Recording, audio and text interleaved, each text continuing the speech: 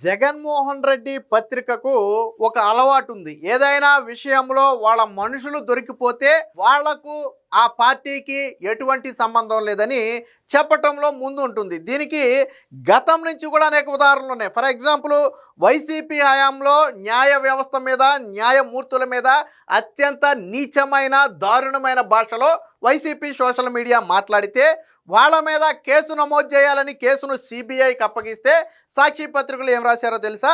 ఆ పోస్టులు పెట్టిన వాళ్ళకి వైసీపీ సోషల్ మీడియాకి ఎటువంటి సంబంధం లేదని చేతులు దులిపేసుకుని, సరే తెర వెనక మళ్ళీ వాళ్ళనే కోర్టుల్లో వాళ్ళే కాపాడటానికి న్యాయ సహాయం చేశారనుకోండి, అది వేరే విషయం. అంటే వాళ్ళకి మాకు సంబంధం లేదని చేతులు దులిపేసుకున్నారు అక్కడ. సరే, అది అయిపోయింది కదా అనుకుంటే, ఇటీవల లడ్డూ స్కామ్కు సంబంధించి, ఆ కల్తీ లడ్డూకు సంబంధించి ఎవరైతే మాజీ టీటీడీ చైర్మన్ వైవి సుబ్బారెడ్డి ఉన్నాడో ఆయన పిఏ చిన్నప్పన్న అడ్డంగా దొరికిపోయాడు. మన అందరికీ తెలుసు. సిట్ అధికారులు దాన్ని గుర్తించాడు. అబ్బెబ్బెబ్బే, అసలు చిన్నప్పన్న పిఏనే కాదు, ఆయనకి వేరొక వ్యక్తి దగ్గర ఎక్కడో పిఏ కొంతకాలం వైవి సుబ్బారెడ్డి దగ్గర పనిచేసి మానేశాడు, కానీ ఆయనకు పిఏ కాదు అన్నాడు. బట్ తీరా డీటెయిల్స్ మొత్తం తీస్తే ఏమైంది? ఆయన టీటీడీ చైర్మన్గా ఉన్న సమయంలో చిన్నప్పన్న పేరు మీద వేల దర్శనాలు ఇప్పించినట్టుగా 5 ఏళ్లలో బయటకు వచ్చింది. మరి పిఏ కాని వ్యక్తి దర్శనాలు ఎలా ఇప్పించాడు? సో అదొక రకమైంది. అలాగే ఇప్పుడు నిన్న జగన్మోహన్ రెడ్డి పిఏ నాగేశ్వర్ రెడ్డి అవినీతి మొత్తం కూడా బయటపడింది. 100 కోట్ల విలువైన ఆస్తులు, కార్ల షోరూముల్లో వాటాలు, అలాగే సాఫ్ట్వేర్ కంపెనీల్లో వాటాలు, 2 కేజీలకు పైగా బంగారం, 20 కోట్ల రూపాయల లావాదేవీలు, దాంతోపాటు 3 రాష్ట్రాల్లో స్థిర చర ఆస్తులు ఉన్నాయి. ఇవన్నీ కూడా అధికారులు బయట పెడితే పాపం సాక్షి మీడియాకి మళ్ళీ ఒక పెద్ద చిక్కు వచ్చి పడింది. దాంతో ఏం చేశారంటే, ఈ పర్సనల్ అసిస్టెంట్ అంటే వ్యక్తిగత సహాయకుడిని పొలిటికల్ అసిస్టెంట్గా మార్చేశారు. పర్సనల్ అసిస్టెంట్ కాదంట, పొలిటికల్ అసిస్టెంట్ అంట. పొలిటికల్ అసిస్టెంట్గా మార్చేశారు. అసలు కాదంటే కాండ్రించి మొహమ్మద్ వస్తారని చెప్పి భయం వేసి సోషల్ మీడియాలో అప్పటికే కేఎన్ఆర్ అనే వ్యక్తి అందరికీ తెలుసు కాబట్టి మొహమ్మద్ వస్తారనే భయంతో దాన్ని పొలిటికల్ అసిస్టెంట్ అని పాపం రోత మీడియాలో ఒక కథనాన్ని రాసుకుంటూ వచ్చారు. అంటే వీళ్ళు చూడండి, ఇది ఎక్కడితో ఆగల. మీకు లిక్కర్ స్కాములో బాలాజీ గోవిందప్ప, ఈ పేరు మీరు వినే ఉంటారు కదా. ఎవరి బాలాజీ గోవిందప్ప అంటే భారతీ సిమెంట్స్లో శాశ్వత డైరెక్టర్. భారతీ సిమెంట్లో శాశ్వత డైరెక్టర్. సరే, రఘురామ్ నుంచి ఆ సిమెంట్ను లాక్కుని తర్వాత భారతీ సిమెంట్గా మార్చారు, అదంతా స్టోరీ వేరే. 2010 నుంచో 15 నుంచో మొత్తానికి అందులోనే శాశ్వత డైరెక్టర్గా ఉంటున్నటువంటి బాలాజీ గోవిందప్ప ఏం చేశాడు? లిక్కర్ స్కామ్లో రాజు కసిరెడ్డితో కలిపి ఈ ముడుపులు మొత్తం ఎలా సేకరించాలి, ఎలా రూటింగ్ చేయాలనే దాంట్లో కీలక నిందితుడు. పారిపోయి పరారీలో ఉంటే దేశం మొత్తం కూడా పోలీసులు గాలిస్తే కర్ణాటకలోని ఒక అటవీ ప్రాంతంలో తలదాచుకుంటే పట్టుకున్నారు పోలీసులు బాలాజీ గోవిందప్పని. తర్వాత జైలుకు పంపారు. అప్పుడు భారతీ సిమెంట్ ఏం చెప్పిందో తెలుసా? అప్పుడు సాక్షి ఏం రాసిందో తెలుసా? ఆయన భారతీ సిమెంట్కు చెందిన వ్యక్తి కాదు, ఏదో ఫ్రెంచ్ దేశానికి చెందినటువంటి ఒక కంపెనీకి చెందినటువంటి వ్యక్తి తప్ప మా భారతీ సిమెంట్స్ వ్యక్తి కాదు అన్నారు. కానీ ఆయన ఆ భారతీ సిమెంట్స్కి శాశ్వత డైరెక్టరు, కానీ భారతీయ సిమెంట్కి చెందిన వ్యక్తి కాదని చెప్పి ఫ్రెంచ్ దేశాన్ని తీసుకొచ్చారు. ఇండియాలో ఉన్న దేశానికి సంబంధించి అయితే ఆ కంపెనీలు ఖండిస్తాయని భయం వేసిందేమో. ఎందుకంటే ఒక అవినీతి పరుడిని ఆ కంపెనీకి చెందిన వ్యక్తి, ఈ కంపెనీకి చెందిన వ్యక్తి అంటే ఊరుకుంటారా? ఊరుకోరు కదా. అందుకని ఫ్రెంచ్ దేశం నుంచి ఒక కంపెనీ పేరు తీసుకొచ్చి ఆ కంపెనీకి చెందిన వ్యక్తి అన్నారు. మరి ఫ్రెంచ్ దేశానికి చెందినటువంటి వ్యక్తికి లిక్కర్ స్కామ్లో ఏం పని? ఫ్రెంచ్ దేశానికి చెందిన వ్యక్తి అయితే లిక్కర్ స్కామ్లో ఏం పని గోవిందప్పకు? అంటే ఇలా అడుగున దొరికిపోవటం, తప్పించుకోవటం. మీకు జులై సినిమాలో బ్రహ్మానందం తెలుసు కదా, బ్రహ్మానందం క్యారెక్టరు. పాపం ప్రతిసారి దొంగతనం చేయాలని విశ్వ ప్రయత్నం చేస్తాడు, కానీ వెంటనే దొరికిపోతాడు. పాపం సేమ్ సిచ్యువేషన్ ఇక్కడ కూడా అంతే. సేమ్ సిచ్యువేషన్ అంతే. గతంలో సోషల్ మీడియా మాకు సంబంధం లేదన్నారు, కానీ వాళ్ళే కాపాడుకుంటూ వచ్చారు. తర్వాత జగన్ పిఏని ఇప్పుడు పొలిటికల్ అసిస్టెంట్గా పేరు మార్చేసి అతనికి జగన్మోహన్ రెడ్డి వ్యక్తిగత కార్యక్రమాలకి ఆయనకి సంబంధం లేదని మళ్ళీ దాన్ని మార్చేశారు. చిన్నప్పన్న అసలు వైవి సుబ్బారెడ్డి పిఏనే కాదు, ఎవరు పిఏనని చెప్తే తీరా దర్శనాలన్నీ కూడా చిన్నప్పన్న పేరు మీదే ఇచ్చారు. అలాగే ఇప్పుడు భారతీ సిమెంట్స్ డైరెక్టర్గా ఉన్న గోవిందప్పను అబ్బెబ్బే మాకు చెందిన వ్యక్తి కాదు, ఫ్రెంచ్ దేశానికి చెందిన వ్యక్తి అని చెప్పి అటు మార్చేశారు. అంటే వీళ్ళ బాధ చూడండి. పాపం దొరికిపోవటం, దాన్ని కవర్ చేసుకోవడం కోసం అసత్య కథనాలు రాసుకురావటం, మొహం మీద కాండ్రించి వస్తారనే కనీస ఇంగిత జ్ఞానం కూడా లేకపోవటం.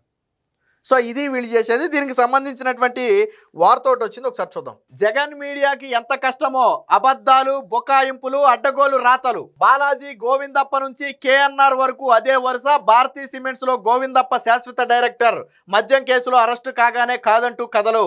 జగన్ కు కేఎన్ఆర్ వ్యక్తిగత సహాయకుడు. 100 కోట్ల అక్రమాలు బయటపడగానే తూచ్. పిఏ కాదు, పొలిటికల్ అసిస్టెంట్ అంట. జగన్ కుటుంబానికి వాళ్లకు సంబంధం లేదట. రోత మీడియా రాతలతో నవ్వుకుంటున్నటువంటి జనం. అవినీతి చేయటం, బయటపడ్డాక తూచ్ కాదంటూ అబద్ధాలు చెప్పడం, వాస్తవాలను బొకాయించడంలో వైసీపీ నేతలకు బహుశా దేశంలో సాటెవరూ రారేమో. అరాచక శక్తులు వెనకేసుకు రాలేక అసలు తమకే సంబంధం లేదన్నట్టుగా అడ్డగోలు కథనాలు అనడానికి పాపం జగన్ రోత మీడియా పడరాని పాట్లు పడుతుంది. భారతీ సిమెంట్స్ డైరెక్టర్ బాలాజీ గోవిందప్ప నుంచి జగన్ పిఏ నాగేశ్వర్ రెడ్డి వరకు కూడా ఇదే వరుస. వాళ్ళు తమ వాళ్ళు కాదని చెప్పడానికి ఆపసోపాలు పడుతుంది. అవినీతి, అక్రమాలు, అరాచక ప్రత్యక్ష నిదర్శనంగా నిలిచిన వైసీపీ 5 ఏళ్ల పాలనను భరించలేని రాష్ట్ర ప్రజలు 2024 ఎన్నికల్లో చిత్తుగా ఓడించడంతో అప్పటి నుంచి అవినీతి భోగాలు ఒక్కొక్కటిగా బయటకు వస్తున్నాయి. భారతీ సిమెంట్స్ శాశ్వత డైరెక్టర్ గోవిందప్ప కోసం దేశమంతా వెతికి కర్ణాటకలోని అటవీ ప్రాంతంలో అదుపులో తీసుకుని జైల్లో పంపారు. వాస్తవానికి రఘురామ్ సిమెంట్స్ జగన్ లాక్కుని భార్య కంపెనీగా మార్చుకున్న విషయం జగమెరిగిన సత్యం. భారతీ సిమెంట్స్ లో బాలాజీ గోవిందప్ప 2010 నుంచి పూర్తి కాలపు డైరెక్టర్గా ఉంటూ సిమెంట్ వ్యాపార లావాదేవీలు, ఆర్థిక వ్యవహారాలు చూస్తున్నారు. మద్యం కుంభకోణంలో రాజ్ కసిరెడ్డితో కలిసి వసూళ్ల ప్రక్రియకు రూపకర్త కూడా ఆయనే. అయితే దీనికి వీళ్ళేం చెప్పారో చూడండి. జగన్ సొంత పత్రికలో మాత్రం ఆయన ఫ్రెంచ్ దేశానికి చెందిన ఆ సిమెంట్ కంపెనీ అయిన విరాట్ గ్రూపుకు చెందిన వ్యక్తిగా పేర్కొన్నారు.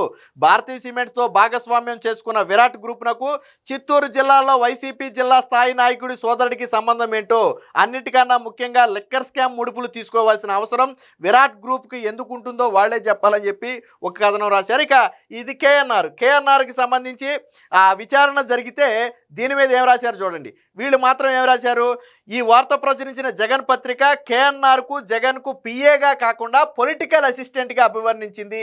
కేఎన్ఆర్ అడ్డంగా దొరికిపోవడంతో అతడికి జగన్తో సంబంధాలు లేవని కప్పిపుచ్చేందుకు జే మీడియా పురిటి నొప్పులు పడుతుంది. జగన్కు కేఎన్ఆర్ పిఏ అన్న విషయం వైసీపీలో చాలా మందికి తెలుసు. అయినా దానిని దాయటానికి జగన్ మీడియా నానా పాటు పడుతుంది. లెక్కర్ స్కామ్ అంతా కూటమి ప్రభుత్వం కుట్ర అంటూ వాపోయిన జగన్ మీడియా కేఎన్ఆర్ను మాత్రం అసలు పిఏనే కాదని తేల్చేసింది.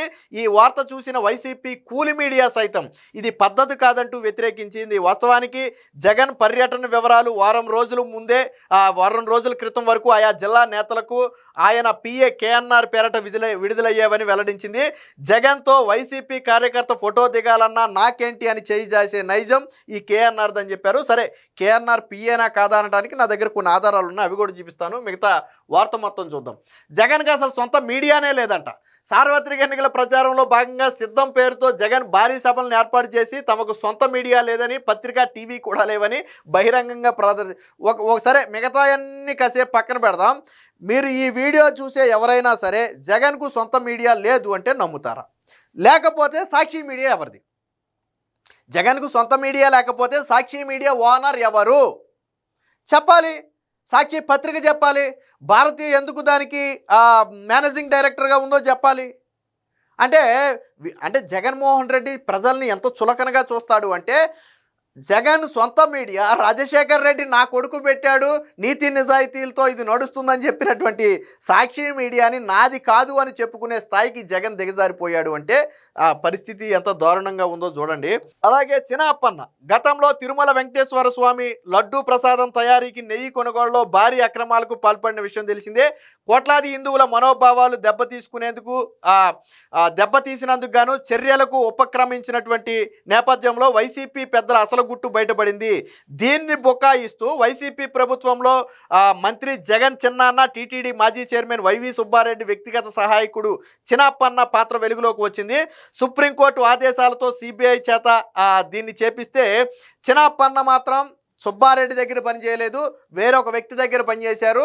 సుబ్బారెడ్డి టీటీడీ చైర్మన్గా ఉండగా చిన్నప్పన్న ఎందులో పాలు పంచుకోలేదు. ఢిల్లీలో ఆయన వేరే పదవిలో ఉన్నాడని చెప్పారు. ఓకే, రైట్, అక్కడ వరకు అగ్రీ చేద్దాం. మరి ఢిల్లీలో ఏదో వేరే పదవిలో ఉన్నటువంటి చిన్నప్పన్న పేరు మీద ఎందుకు టీటీడీ దర్శనాలు ఇచ్చారు? టీటీడీ చైర్మన్ పిఏ హోదాలో లేదా టీటీడీ చైర్మన్ మనిషి హోదాలో చిన్నప్పన్న దర్శనాలు ఎలా ఇప్పించగలిగారు? ఎందుకు సమాధానం చెప్పలేరు? సో ఇది ఇక జగన్మోహన్ రెడ్డికి కేఎన్ఆర్ పిఏ కాదు అన్నారు కదా, దీనికి సంబంధించి కొన్ని వార్తలు ఉన్నాయి, ఒకసారి చూపిస్తాను. ఇది స్వయంగా నందిగాం సురేష్, మాజీ ఎంపీ, వైసీపీ మాజీ ఎంపీ నందిగాం సురేష్ పెట్టినటువంటి పోస్ట్. ఇది ఎప్పుడు పెట్టాడో చూడండి, 30 ఆగస్టు 2020, అంటే జగన్ సీఎంగా ఉన్న సమయంలో పెట్టిన పోస్ట్. ఏపీ సీఎం జగనన్న గారి పిఏ కేఎన్ఆర్ అన్నగారికి హృదయపూర్వక జన్మదిన శుభాకాంక్షలు. ఈ వ్యక్తే ఆ కేఎన్ఆర్. సో ఇక్కడ ఏమని రాశాడు, జగనన్న గారి పిఏ కదా ఒకటి. ఇక్కడ చూడండి, ఇది కూడా వైసీపీ ఎవరో శంకర్, వైఎస్ఆర్సీపీ భవానీ శంకర్ అని చెప్పి ఏదో వైఎస్ఆర్సీపీ, జగనన్న వ్యక్తిగత కార్యదర్శి పిఏ నాగేశ్వర్ రెడ్డి గారికి హృదయపూర్వక జన్మదిన శుభాకాంక్షలు. అదేంటి వ్యక్తిగత కార్యదర్శి పిఏ అని రాశాడు, పొలిటికల్ అసిస్టెంట్ అని రాయాలి కదా, పొలిటికల్ అసిస్టెంట్ అని రాయాలి కదా. ఇక్కడ ఏమని రాశాడు, వ్యక్తిగత కార్యదర్శి పిఏ నాగేశ్వర్ రెడ్డి.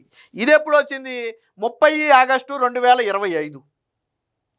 అంటే జగన్మోహన్ రెడ్డి ఓడిపోయిన తరువాత కూడా ఒక వైఎస్ఆర్సీపీ వ్యక్తి పెట్టినటువంటి పోస్ట్ ఇది. మరి ఎలా రా పర్సనల్ అసిస్టెంట్ని, వ్యక్తిగత సహాయకుడిని పొలిటికల్ అసిస్టెంట్గా మార్చేశారు? ఇక్కడతో అవలా. సో ఇక్కడ కూడా చూడండి, ఇక్కడైతే ఒక పెద్ద మ్యాటరే రాశారనుకుంటే అది వేరే విషయం. జగనన్న పిఏ ప్రతిపక్షం నుంచి జగనన్నని కంటికి రెప్పలా కాచుకుంటూ సీఎం అయ్యాక కూడా జగనన్నకి చేదోడుగా ఉంటున్న కేఎన్ఆర్ అనుకు జన్మదిన శుభాకాంక్షలు అని చెప్పి అక్కడ రాశారు. చూడండి, జగనన్న ఎంపీగా ఎన్నికైన మరుక్షణం నుంచి పిఏగా విధులు నిర్వహిస్తూ పెద్ద ఆయన మరణం తర్వాత ఓదార్పు యాత్ర మొదలు ఈ రోజు వరకు ఒక్కరోజు కూడా జగనన్నని వదలకుండా అనుక్షణం ఆయన సేవలో నిమగ్నమై రోజు కొన్ని వందల ఫోన్ కాల్స్ తీసుకుంటూ ఎంతో ఓపికతో అందరితో మాట్లాడుతూ జగనన్న యొక్క ఆజ్ఞలు తూచా తప్పకుండా పాటిస్తూ ఎంతో సమన్వయంగా ఉంటున్నటువంటి, ఎవరిని నొప్పించినటువంటి, అందరి మన్నలను పొందుతున్నటువంటి, చిరునవ్వులు చిందిస్తున్నటువంటి అని చెప్పి ఒక పెద్ద స్టోరీ రాశాడు. మరి ఇక్కడ వందల ఫోన్ కాల్స్ ఎందుకు తీసుకున్నాడా పిఏ కాకపోతే? జగన్ పిఏ కాకపోతే పొలిటికల్ అసిస్టెంట్కి ఎవడయా ఫోన్లు చేస్తారు? జగన్ పిఏ కాదా? ఇక్కడ ఏమని రాశాడు చూడండి, ఏమని రాశాడు ఇక్కడ. ఇది వీళ్ళ బ్రతుకు. ఇది ఇంకొక వార్త. ఇది ఎవరో పాపం నాగేశ్వర్ రెడ్డి అన్నంట. ఇక్కడ కూడా సీఎం జగనన్న గారి పిఏ కేఎన్ఆర్ అని చెప్పి ఫేస్బుక్లో ఎవరో పెట్టుకున్నటువంటి వార్త. అంటే వీళ్ళు పిఏని పొలిటికల్ అసిస్టెంట్గా మార్చేశారు అంటే వీళ్ళదేం పత్రిక నాకు అర్థం కావట్లా. పబ్లిక్గా ఒక వ్యక్తిని పిఏ కాదు అని చెప్తున్నారు, అది బహిరంగ సత్యం, అది సోషల్ మీడియా వేదికగా వాళ్ళే చెప్తున్నారు, కానీ కాదని చెప్పే ప్రయత్నం. అంటే ప్రతిసారి దొరికిపోవటం, దాని మీద బురద జల్లుతున్నారని తెలిస్తే వెంటనే కప్పిపుచ్చే ప్రయత్నం వైసీపీ నైజంగా మారింది. ఇక సాక్షిలో వచ్చే కథనాలు అసత్య కథనాలు అనడానికి ఇదే ఒక ఉదాహరణ.